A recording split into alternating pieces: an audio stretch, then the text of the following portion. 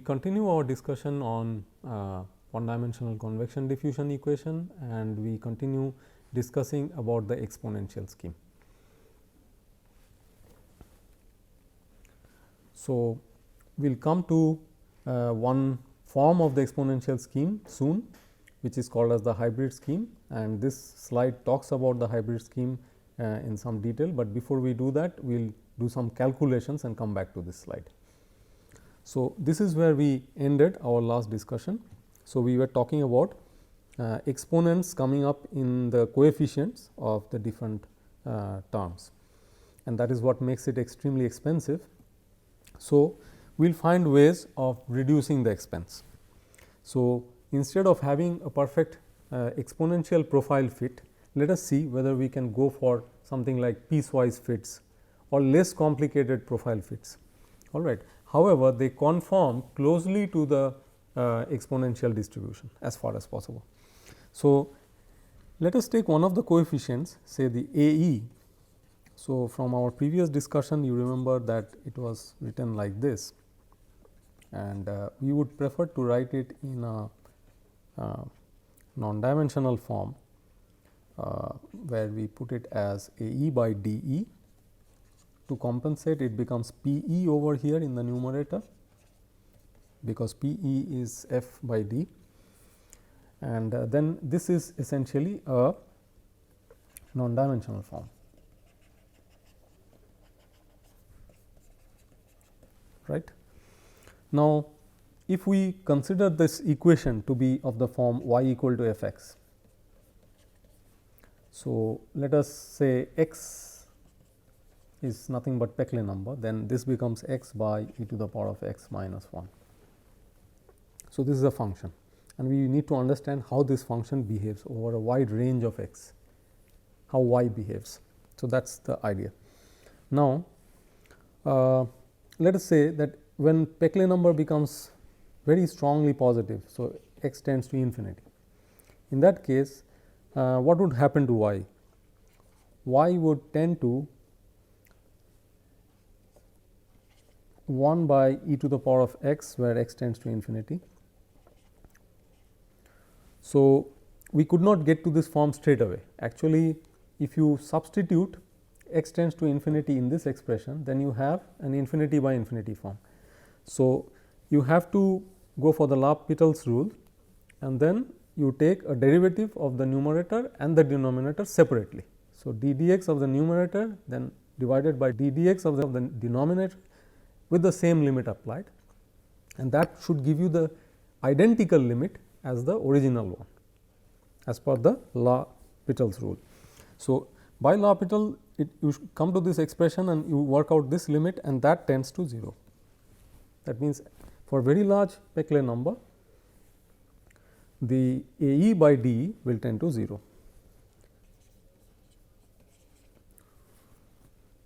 So, we were talking about very large positive Peclet number, remember. Now, it could also be very large negative Peclet number when the flow changes direction and becomes opposite, right. So, in that situation, what is it that we will have? We will have y tending to minus x. Why is it? Because in the numerator you will have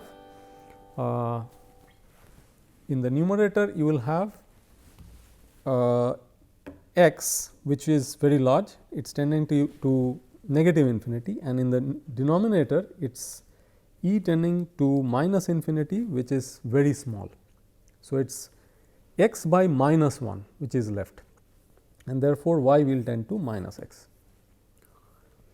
So, we are done with the extremely large positive and negative values of x. Now, what about x in the range of very small Peclet number? So, x tending to 0, again you will see if you directly substitute, it will become a 0 by 0 form, indeterminate. So, use L'Hopital's rule and then put limit x tends to 0, take the derivative. So, you will be left with 1 by e to the power of x, which gives you a 1. So, now you have 3 limiting values for different ranges of Peclet numbers. If you try to put these values, what do you get finally out of it? Let us try to make a plot. So, y, which is essentially P e, no sorry, y is not p e, rather y along the y axis what we are plotting is a by d e. All right. P is x. So, x or p e is along this direction. Of course, this is y certainly, and what we have got is that at large Peclet numbers we have got a distribution like this, positive here, and what happens in the negative sign, you have to have a 45-degree line here, and then you have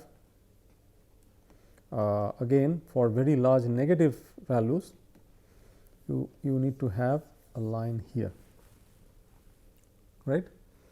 So, this is what you have got, because y equal to minus x will give you a line of this kind, right.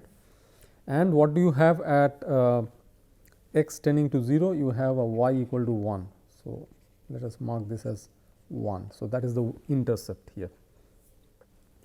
How about the exponential plot itself? The exponential plot may be actually like this, somewhat like this. That means, it asymptotically matches to these solutions when Peclet numbers become either very much positive or very much negative, but in the intermediate values the curve remains highly nonlinear, and it would be costly for us to go for exactly satisfying it. So, what do we do? One way of handling this problem is using the art of linearization. That means, what we will do is we will try to compute a tangent here. So, the yellow line is a tangent to the green curve. That is what we have done here. Okay. If you do a tangent to the green curve, then what condition should it satisfy? It should satisfy the condition y minus 1 equal to dy dx at x equal to 0 times x minus 0. This would be the equation of the straight line. Okay.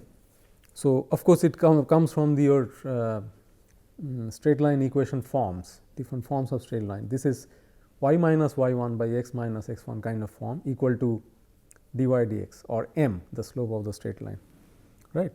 So, how do I find out dy dx? I know y equal to f x. So, dy dx, which is the slope, is given by e to the power of x minus 1. So, minus won't come in the index. So, it is e to the power of x minus 1 minus x e to the power of x, and then e to the power of x minus 1 square here. And then if you try to substitute x equal to 0 there, again it will be a 0 by 0 indeterminate form. So, L'Hopital's rule again, from where you will be able to show that this is equal to minus half. So, you take the derivatives of numerator denominator separately and put the limit, it gives you minus half, which means the equation of the tangent is equal to this, y minus 1 equal to minus half x. Now, where does this tangent meet the two straight lines? The one straight line is y equal to 0, the other straight line is y equal to minus x. So, just solve for the points and you will find that the points of intersection will be found as x equal to minus 2 and x is equal to plus 2. So, the x equal to minus 2 conforms to very large negative Peclet numbers, x equal to plus 2 conforms to very large positive Peclet numbers. So, these are the limits. So, which means now you have essentially 3 straight lines, is it not? So, you have a piece of straight line here, a piece of straight line here, and another one which you have matched up over here in between with an intercept of 1 on the y axis. That is how the straight lines are coming, and you know exactly that this is minus 2 and this is plus 2. This is precisely how piecewise linear approximation of the exponential variation is achieved here. right. What does that give rise to? It gives rise to what is called as a hybrid scheme. That means a scheme which would mix and match, that means blend central differencing with upwinding. That is why it is called as hybrid. And how does its coefficients look like? It looks like minus P if P is less than minus 2, is equal to 1 minus P e by 2 if it lies within this range, and it is equal to 0 if P e goes beyond 2. And this kind of scheme essentially switches off the diffusion term beyond modulus of Peclet number greater than 2. That is what it essentially does. All right. Now, this distribution can be written in a more convenient form, a more compact form which is very convenient for computer coding in this way. So, max of these arguments, and you can check very easily that each one of these arguments, when applied to the different 3 segments of the piecewise linear distribution, will give you the appropriate value for each portion. All right. So, this is essentially the hybrid scheme. Now, the cutoff of the diffusion term at modulus of Peclet number equal to 2 or beyond 2 rather gives rise to hybrid scheme. Now, there was a more sophisticated scheme which was devised later, and that is called as the power law scheme, which set the cutoff not at 2, but beyond 2, a little further beyond 2. So, what does it achieve for you? It achieves something like this, that if your hybrid has achieved something like this, hybrid has essentially achieved something like this for you, while power law shifts the cutoff further, a little further, all right, shifts the cutoff little further, which means you will go a little closer to the exponential variation, the analytical form, let us say. Okay. So, that gives you superior calculations or superior accuracy than hybrid scheme, but at an additional expense, but not as significant as the pure exponential scheme. So, that is the trade off. Now, if you do that, what does it come to? What does the scheme come to? Let us try to define the scheme straight away. So, for the power law scheme, the cutoff Peclet number happens to be 10. That means on each side, plus or minus 10, and the intermediate portion is patched not by a straight line, but rather a power law distribution, which you can clearly see from this functional form which I am currently writing. So, unlike hybrid scheme where we have used all piecewise linear regions, here we use power law in the intermediate region, in the modulus Peclet number less than 10 region.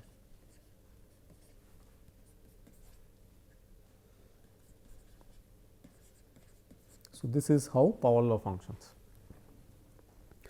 and that means the Peclet number is certainly considered as the switching off parameter and switches off the diffusion term at mod Peclet number greater than 10.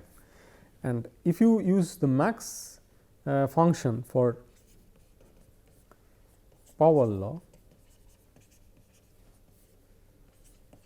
then it comes to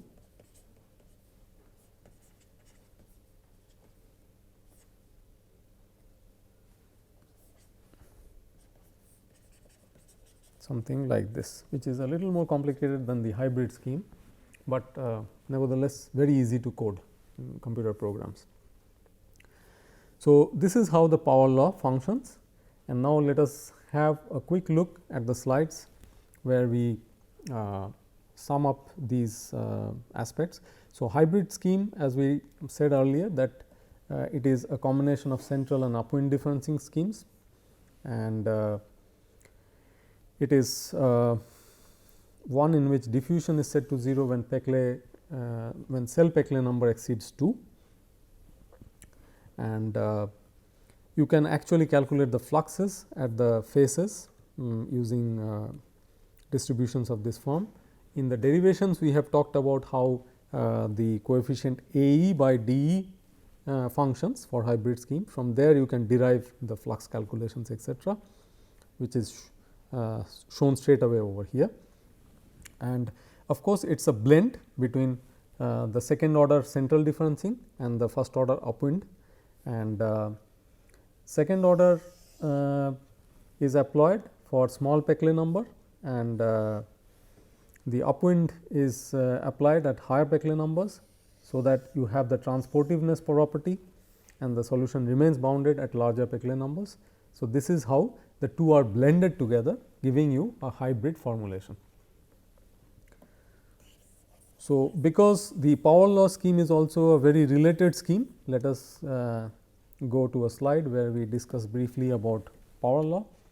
And before we do that, these are the properties very quickly on the hybrid scheme, that it gives you a conservative formulation, it gives you boundedness because it accounts for the hybridization between central and upwind. So, upwind actually helps you to bring in the boundedness, and the transportiveness again is assured at larger values of Peclet number this way, and therefore, solutions will remain stable even when the advective effects are very strong. And first order formal accuracy is strictly for larger Peclet numbers, but at low Peclet numbers it would actually give you as good as second order accuracy. So, this is how it functions.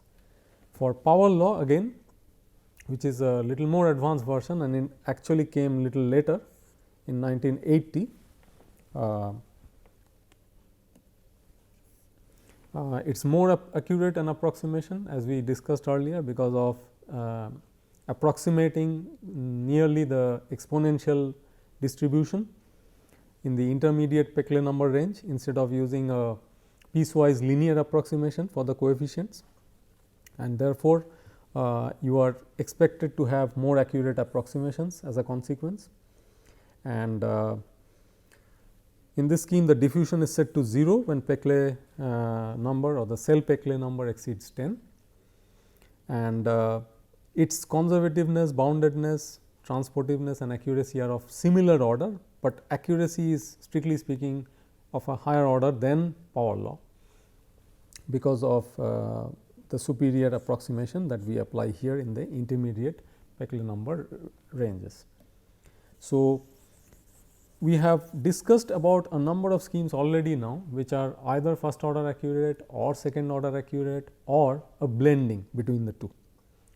So, now we will finish our discussion with another scheme where little superior accuracy is possible, little more superior accuracy is possible, but at the expense of more computing effort.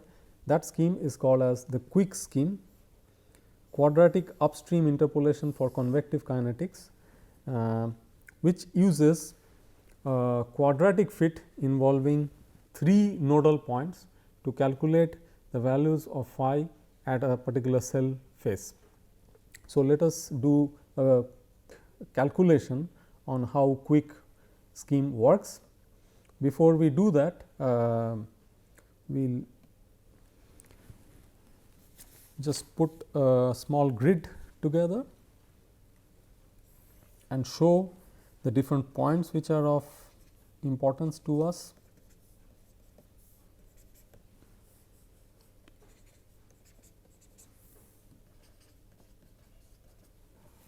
So, let us say we want to compute the value of phi at the point E, and the velocity is moving from left to right.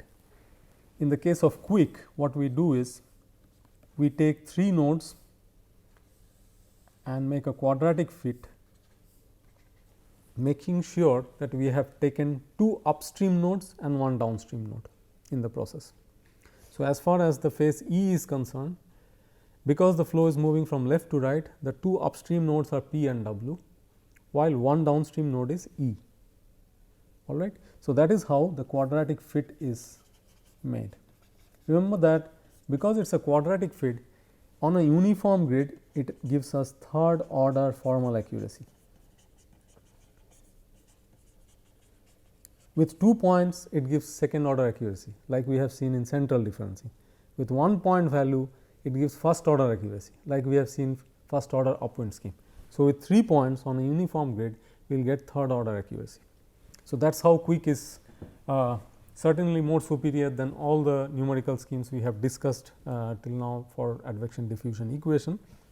So, say this is half grid spacing delta x by 2, while this is 1 and so on, and this is uniform grid as we mentioned already. So, let us try to fit a quadratic in this manner, where we set the x equal to 0, well not here, but rather at this point at p we set x equal to 0. All right. So, if that is the case, from this equation itself we can say phi p is equal to c, because there x is equal to 0. Right. Now, we substitute for the other nodal values. So, you will find that phi w is equal to a times minus delta x square plus b times minus delta x plus c, which is phi p already.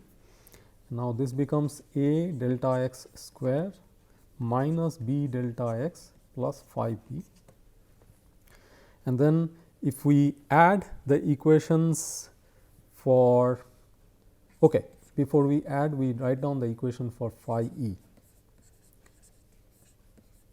So, for phi e it will be this. So, we do not have any negative signs here. So, that will help us to eliminate some of the unknowns and solve. So, if you add the two equations, you can actually solve for a, because b gets eliminated. So, a comes out to be like this, right, and then you can subtract the two equations and you can show b is equal to this, right.